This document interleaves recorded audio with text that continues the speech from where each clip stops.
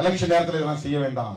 அதிருப்தியாளர்கள் அங்க போவாங்க, அங்க போவோம் இங்க போவாங்கன்னா இவ்வளவு காலம் அவன் பதறா இருந்திருக்கிறான்னு அர்த்தம். நல்ல விளைந்த தானியமா இல்லைன்னு அர்த்தம். நாம நல்ல தானியம் நினைச்சுக்கிட்டு இருந்திருக்கிறோம், அவ்வளவுதான்.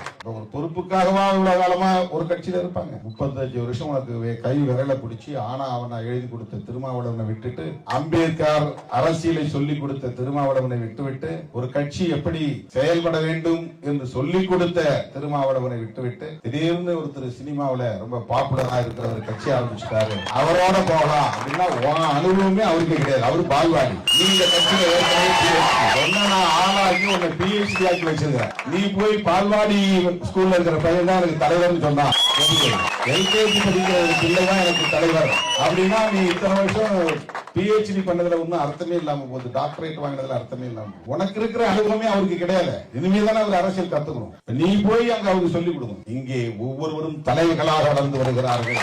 எனக்கு நம்பிக்கை உண்டு. என் தலைமையை ஏற்றுக்கொண்ட என் உயிரின் உயிரான விடுதலை சிறுத்தைகள் என்னிடத்திலே உரிமையாக வந்து சண்டை போடுவார்களே தவிர, அந்த வாய்ப்பு கிடைக்கவில்லை என்பதற்காக தூற்றிவிட்டு தூர போகக்கூடியவர்களாக இருக்க மாட்டார்கள் என்ற நம்பிக்கை எனக்கு உண்டு.